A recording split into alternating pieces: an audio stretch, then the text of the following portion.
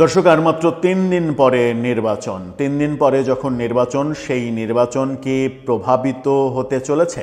সেই নির্বাচনকে প্রভাবিত করার জন্য নানা রকমের প্রস্তুতি চলছে।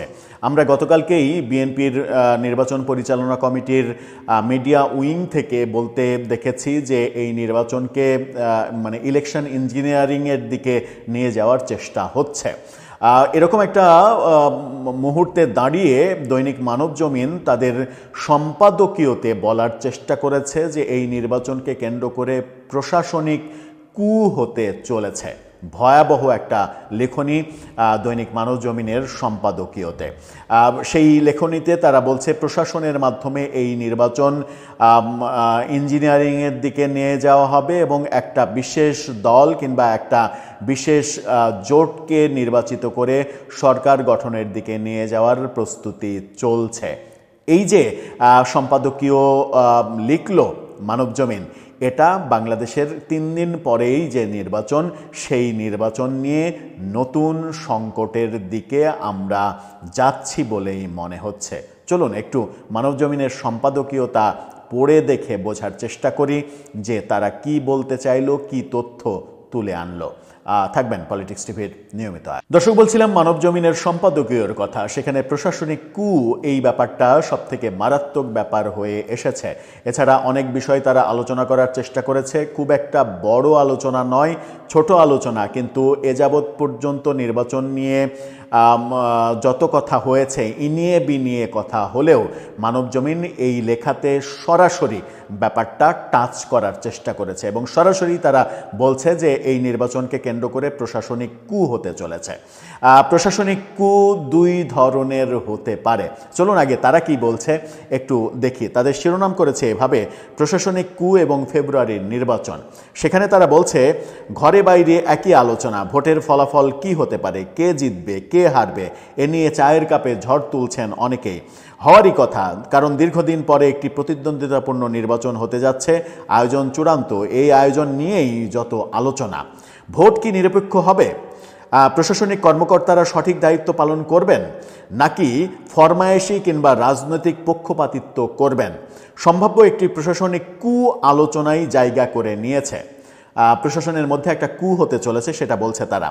আর এসব নিয়ে বিশ্লেষণ করতে করতে বড় পেরেশান বিশ্লেষকরা। তারা বলছেন আলামত দেখে যথেষ্ট সংশয় ও সন্দেহ দানা বাঁধছে, অর্থাৎ সংশয় আছে, সন্দেহ রয়েছে।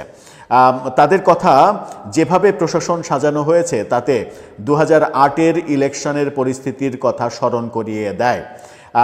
অর্থাৎ 2008-এর ওই নির্বাচন, যে নির্বাচনে 2008-এর ডিসেম্বরে যে নির্বাচনে আওয়ামী লীগ একেবারে নিরঙ্কুশ সংখ্যাগরিষ্ঠতা পেয়েছিল, সেটাকেও বিতর্কিত বলছে মানবজমিনের এই সম্পাদকীয়। ভোট শেষ হওয়ার আগেই ফলাফল চাউর করা গিয়েছিল, অর্থাৎ তারা বলছে যে 2008-এর ওই নির্বাচনে আগে থেকেই আমরা জানতাম যে কে জিতবে, কে সরকার গঠন করবে। এবার কি সেরকমই হচ্ছে? যদিও কেউ কেউ বলছেন সেই আলোচিত নির্বাচনের কারিগরদের অনেকেই এখন নির্বাচন প্রক্রিয়ায় সক্রিয়, অর্থাৎ 2008-এ, তার আগে 2007-এর 111-এর কারিগর যারা ছিলেন তাদের অনেকেই এখানে যুক্ত রয়েছেন, সেই কথা বলছেন। ভোট নিয়ে নানা কারসাজির খবর রয়েছে, ফাঁস হচ্ছে অডিও, কিভাবে নির্বাচনের ফলাফল প্রভাবিত করা যায় তারও একটা তরতাজা ছক শোনা যাচ্ছে। নির্বাচন কমিশন এক্ষেত্রে নীরব, কোনো অভিযোগই আমলে নিচ্ছে না তারা। ফলাফল পাল্টে দেওয়ার ভুরি ভুরি নজির রয়েছে বাংলাদেশে। এবার কি সে পথেই যাচ্ছে? আফ্রিকার একটি দেশের নির্বাচনী মডেল এখন টেবিলে। একজন নির্দিষ্ট দায়িত্বপ্রাপ্ত ব্যক্তি প্রশাসনিক কূয়ের কাজে নিয়োজিত রয়েছেন এমনটাই শোনা যাচ্ছে, অর্থাৎ একজন এই কলকাঠি নাড়াচ্ছেন। সেই একজন কে আসলে, যদিও তারা নাম মেনশন করেনি। সম্ভাব্য সব আলামত পর্যালোচনা করলে যে কেউ এই ধারণা করতেই পারেন ভোট কলঙ্কিত হবে। আগেভাগেই বলা হচ্ছে ভোট গণনায় 5 থেকে 7 দিন পর্যন্ত সময় লাগতে পারে। এটা কি ফলাফল পাল্টানোর কোনো কৌশল নাকি অদক্ষতা? সময় যত যাচ্ছে ততই ভোট কারচুপির আগাম আভাস পাওয়া যাচ্ছে, যে কারণে ভোটারদের মধ্যে ব্যাপক প্রতিক্রিয়া লক্ষ্য করা যায়। তাদের কথা এজন্যই কি শত শত মানুষ প্রাণ দিল? তাহলে 2024-এর যে আন্দোলন, সেই আন্দোলন করে আমাদের লাভ হলো কি? কোনো লাভ হলো না। দীর্ঘদিন এদেশের মানুষ ভোটাধিকার থেকে বঞ্চিত। একসময় গায়েবী ভোটে বাক্স বোঝাই হতো, এরপর তা হলো দিনে রাতে, অনেকটা প্রকাশ্যে। এবার কি হবে? তুলনামূলকভাবে 91, 96, 2001 এই 3টি নির্বাচন অবাধ এবং সুষ্ঠু হয়েছে, সেই কথাও মানবজমিন বলছে। এরপরের ইতিহাস সবার জানা। এখন দেখছি কেউই হারতে রাজি নন, অর্থাৎ এবারের নির্বাচনে কেউ হারতে রাজি নন। বলা হচ্ছে দুই দলের তরফেই সরকার গঠনের প্রস্তুতি শুরু হয়ে গেছে। নির্বাচনে হার জিত আছে, কিন্তু শুধু জয়ের মানসিকতা অন্য ইঙ্গিত দেয়। জনগণের রায় পাল্টে ক্ষমতা দখলের চেষ্টা এদেশে বহুবার রয়েছে। কোনো কোনো ক্ষেত্রে তারা সফলও হয়েছেন। গণ অভ্যুত্থান পরবর্তী নির্বাচন আয়োজনে নির্বাচন কমিশন কতটা দক্ষ তা নিয়ে ইতিমধ্যেই প্রশ্ন উঠেছে। প্রশ্নের মুখোমুখি হয়েছে তাদের আন্তরিকতাও। নির্বাচন ইঞ্জিনিয়ারিং হবে, এটা তো এখন ওপেন সিক্রেট। কি ভয়াবহ কথা! নির্বাচনে ইলেকশন ইঞ্জিনিয়ারিং হবে, এটা একটা ওপেন সিক্রেট। নির্বাচন কমিশন ভোটারদের মনে আস্থা ফিরিয়ে আনতে পারেনি। ভোটের 5 দিন আগে দেশ যে 5 দিন বললে ভোটের আর 3 দিন আছে, 4 দিনের সব মিলিয়ে 4 দিন আজকে সহ, দেশ যে পরিস্থিতির সম্মুখীন হলো তা দেখে সন্দেহ আরও জোরালো হচ্ছে। এখানে একেবারে প্রশাসনিক কুয়ের কথা বলা হচ্ছে। ইলেকশন ইঞ্জিনিয়ারিং এখন ওপেন সিক্রেট, এই কথা বলা হচ্ছে। গতকালকে আমরা দেখেছি বিএনপির মিডিয়া উইং থেকেও অভিযোগ করা হয়েছে আনুষ্ঠানিকভাবে যে ইলেকশন ইঞ্জিনিয়ারিংয়ের ছক হচ্ছে। এখন প্রশাসনিক কুয়ের কথা বলা হচ্ছে। সেখানে বলা হচ্ছে যে একজন নির্দিষ্ট ব্যক্তি এই কাজটার নেতৃত্ব দিচ্ছেন প্রশাসনিক কু করার জন্য।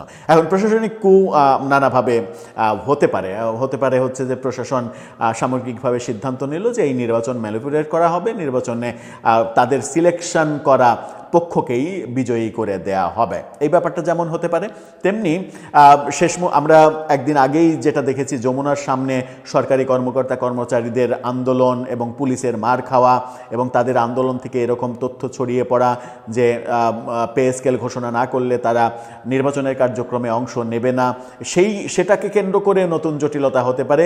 সেটা আবার অন্য ধরনের কু ভাবা যেতে পারে, যে প্রশাসন শেষ মুহূর্তে সিদ্ধান্ত নিল তারা নির্বাচনের কার্যক্রমের সঙ্গেই জড়িত থাকবে না। অনেক যদি কিন্তু আছে।